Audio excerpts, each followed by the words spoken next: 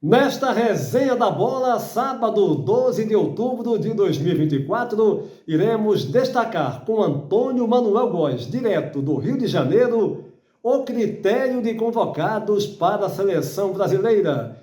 Já Robson Lessa, em Penedo, Alagoas, nordeste do Brasil, e a gestão do Fortaleza servindo de modelo para o futebol brasileiro. Já Fernando César, em Curitiba, no Paraná, e a briga, e que briga, para fugir do Z4, a zona do rebaixamento da Série A do Campeonato Brasileiro. Também da seleção brasileira, que venceu aí o primeiro jogo nessa data FIFA, de virada 2-1 diante do Chile, mas mais uma vez, uma partida para lá de abaixo da média. E o segundo jogo, na terça-feira, em Brasília, contra a equipe do Peru. Tudo isso sem perder tempo, é já já. Fique ligado após a nossa vinheta.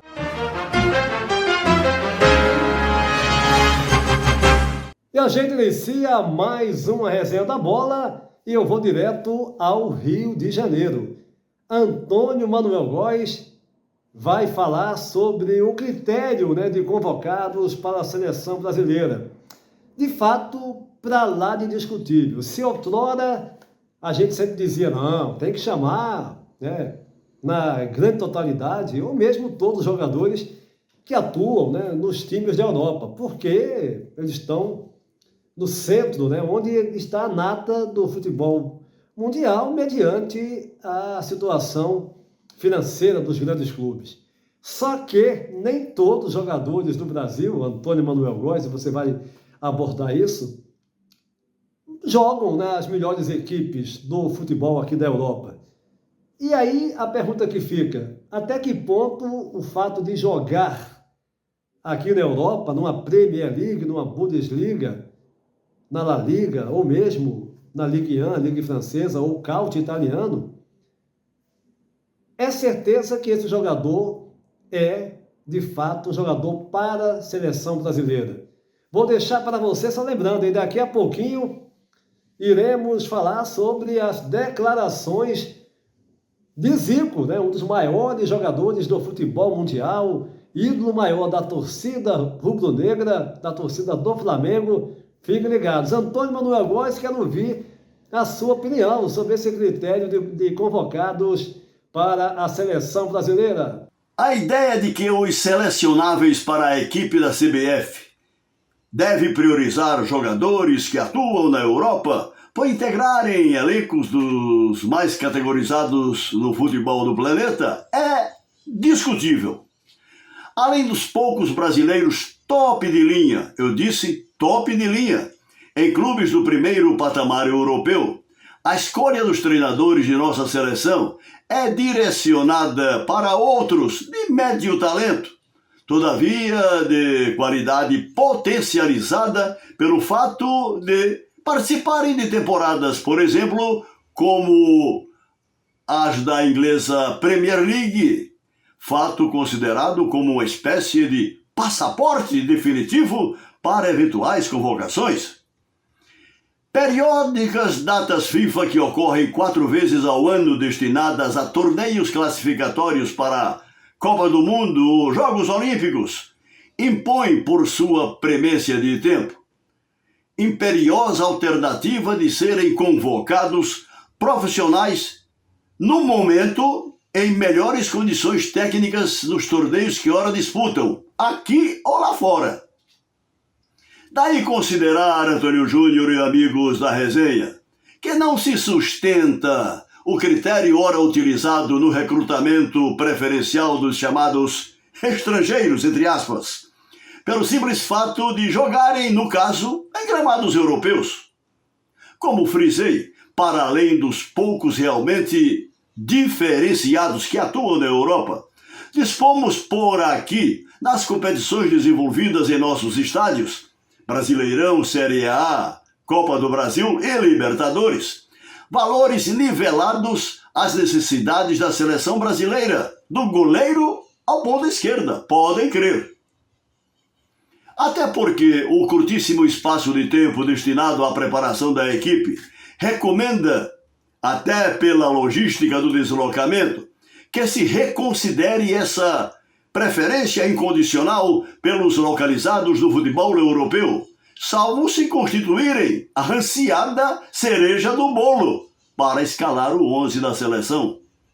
Dorival Júnior, treinador da vez do time da CBF, poderia optar na disputa das eliminatórias para a Copa do Mundo por uma majoritária convocação dos que atuam em nossos estádios. Desta vez agora, até que muitos foram convocados, mas que não serão, com certeza, titulares. Já que, como temos testemunhado, no meio-campo, sinceramente, companheiros, com toda certeza, nada de novo no front. E não adianta confiar em que Vini Júnior, Rodrigo, Savinho, Rafinha e outros notáveis defendam em lances fortuitos e tirados da cartola a sorte de nossa seleção. Uma verdade inquestionável sim. O futebol brasileiro perdeu a condição de liderança na América do Sul, hoje hegemonicamente reservada aos odiados hermanos argentinos, seguidos de perto por uruguaios e colombianos. Os resultados das competições mais recentes e em curso não me deixam mentir. Antônio Manuel Góes, não é só você não, né? Você está vendo esses resultados em campo, né, como um reflexo, né, dessa seleção brasileira, de fato, que há muito tempo, e aí tem todos os problemas que a gente sabe que estão relacionados à seleção. Agora, esse critério, o critério que antigamente a gente comentava, não, o critério é esse mesmo, chamar jogador da Europa, eu também já questiono muito, né? Questiono muito você chamar um jogador só porque ele joga aqui no continente europeu. E a seleção brasileira, falando ainda de seleção brasileira, que agora vai fazer o seu segundo jogo contra o Peru, nessa data FIFA, terça-feira em Brasília, após aquela vitória, né, da última quinta-feira lá no Chile contra a seleção chilena, que saiu na frente, gol do Vargas aos 2 minutos, falha geral, falha da zaga, falha do goleiro Ederson, depois chegou ao empate com o Igor Jesus no finalzinho da primeira etapa, o Luiz Henrique marcando depois aos 89, 44 do segundo tempo, 2 gols do Botafogo, hein? Que coisa, o Botafogo que desde 98 não tem um jogador que fazia um gol na seleção, foi o Bebeto já no final de carreira, e o Igor Jesus agora e o Luiz Henrique dando a vitória ao Brasil. O Brasil, claro, no segundo tempo melhorou com as entradas, principalmente do Bruno Guimarães e do Gerson e do Luiz Henrique, mas, gente, uma atuação pífia no geral da seleção brasileira. E agora vem esse jogo com o Peru, que é o último colocado no campeonato. Até um amigo meu, botafoguense, estava falando com ele hoje, o Botafogo voltou na seleção, a seleção agora vai brilhar, vai dar a volta por cima com os jogadores do Botafogo. Depois, conversando com ele mesmo admitiu, não, foi uma empolgação momentânea, né? Porque a seleção do jeito que está, né, seja pela qualidade que hoje, infelizmente, a gente não tem uma safra das melhores, tem bons jogadores sim, eu ressalto essa questão desse critério, eu também questiono muito, de só jogador da Europa, mas enfim, tem o jogo com o Peru, e é a chance do Brasil se aproximar mais da classificação, para não passar essa decepção, já não bastam os jogos abaixo da média, ficar de fora de uma Copa do Mundo, de um Mundial. Mas o assunto agora é o Fortaleza, Robinson Lessa, uma gestão, sem dúvida alguma, para lá de elogiável, que dá frutos, né? Dá frutos em campo, com o Fortaleza no trabalho já de um bom tempo, do grande treinador argentino Juan Pablo Voivoda, fazendo um trabalho marcante no Fortaleza, e a equipe está aí. Em 2024, terceira colocada no Brasileirão nesse momento, brigando sim pelo título. E você vai abordar, vai falar mais dessa gestão do Fortaleza, que serve, né, Robson, como um exemplo para os clubes do Brasil. Um abraço, Robson. Olá, Júnior. Olá, amigos do Resenha da Bola. Estamos aqui para falar de um quadro positivo, um cenário raro dentro da realidade que toma conta dos clubes do futebol nacional, do futebol brasileiro. Qual é esse cenário? A boa administração, a excelente administração que vem tendo o Fortaleza nos últimos anos. Fortaleza que ascendeu da Série C, Série B, Série A, permaneceu na Série A, já vem aí há anos disputando competições nacionais em alto nível, competições continentais, já chegou ao final de Sul-Americana, já chegou a uma segunda fase de Copa Libertadores. Isso, para um clube da região Nordeste, isso realmente é um feito digno de aplauso. Eu me atreveria a dizer que o Fortaleza tem, nas suas hostes, o melhor cartola do futebol brasileiro disparado. O nome dele, Marcelo Paz, que presidente por muitos anos e agora é CEO do Tricolor do PC, vem desenvolvendo um trabalho de estrutura, um trabalho de consolidação administrativa dos mais positivos. E olhe que, ao contrário de outros, não tem grandes parceiros para custear o investimento do futebol.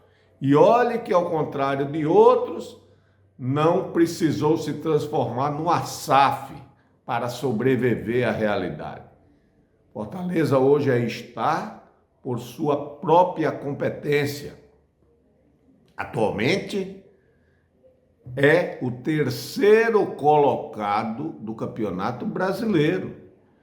E olhe que restam poucas rodadas. Então, tem que se tirar o chapéu para a gestão do Fortaleza Esporte Clube, o famoso Leão do PC, lá da terra de Iracema. Que bom seria, né, que esses bons exemplos fossem absorvidos por outros times, não só do Nordeste, mas do Brasil. Mas nós não vimos, ou não vemos isso rotineiramente. Muito pelo contrário. Os péssimos exemplos é que são referência para aqueles oportunistas que tomam conta do nosso futebol. Então, Fortaleza vem aí um exemplo extremamente positivo, certo? Jogos da Arena Castelão com casa cheia, torcedor apoiando, a boa campanha é determinante, mas a boa campanha dentro de campo é reflexo do trabalho que está sendo feito fora dele. Então não é no estalar de dedos que o Fortaleza passa a ser essa referência nacional, como é atualmente. Por quê? Porque isso demanda tempo, se estruturar, o futebol cada vez mais profissionalizado, as dificuldades financeiras, a gente sabe que isso é um empecilho grande. Não adianta também só ter dinheiro, tem que saber gastar. O maior exemplo está aí, o Clube de Regatas Flamengo. As finanças bombando positivamente, dentro das quatro linhas, só ganhou um medíocre campeonato carioca até o momento. Então a gente tem que louvar e enaltecer trabalhos como o do Marcelo Paes e do Fortaleza Esporte Clube. Forte abraço e até lá a próxima. Robson, sem dúvida alguma, o Fortaleza, e não é de hoje, vem fazendo um trabalho na parte de gestão que serve sim de modelo para o futebol brasileiro. E você disse uma coisa certa, não vale, não é só o dinheiro, mas não é só o dinheiro, sem dúvida alguma, mas você ter uma condição financeira, e isso o Flamengo tem, falando do Flamengo que você citou, que permite o clube a fazer contratações, e na minha análise, contratações, essa agora na última janela muito boa, trazendo o Michael de volta, o Alcaraz, jogador talentoso, jogador que parte para cima, que chuta muito bem, mais o Plata e o Alexandre, que é um grande jogador, enfim, 4 contratações de excelente nível, fora lá no começo do ano também, o Nico de la Cruz, que não vive um momento bom, mas é um grande jogador, e o Léo Ortiz, cada vez mais se firmando no Flamengo, um jogador com uma saída de bola como pouco visto no futebol do Brasil. E o Flamengo que tem aí no Fabrício Bruno, né, também de altíssimo nível, que agora o Felipe Luiz preferiu, né, segundo ele, de acordo com o jogo, colocar o Léo Ortiz, um jogador que tem muita qualidade como titular do Flamengo. Agora, é claro que você ter muito dinheiro e ter um diretor de futebol como o Marcos Braz, aí não dá, né? Um amador que não tem a menor capacidade de ser um dirigente de um clube que quer cada vez mais crescer, de qualquer clube no Brasil que tem condição de crescer cada vez mais, enfim, de brigar por título. Você não vai ganhar tudo, mas hoje em dia no futebol, se você tiver um elenco forte, com uma boa administração, você tem tudo para estar sempre brigando pelos títulos.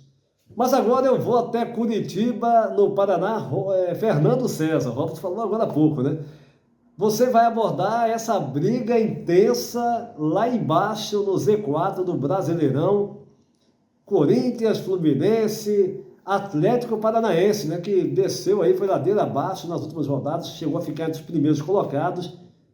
Mas tem mais gente ainda aí, pelo menos 4 ou 5 equipes que vão brigar ponto a ponto para não cair para a segunda divisão do Campeonato Brasileiro do próximo ano, hein, Fernando?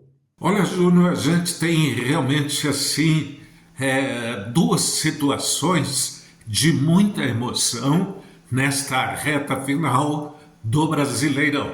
Para os times que lutam pelo título, o Botafogo continua sendo realmente o favorito, mesmo com bons desempenhos, tanto de Palmeiras e do próprio Flamengo, com a chegada e com a definição do Felipe Luiz como técnico que tem demonstrado realmente estar muito bem afinado com o elenco rubro-negro.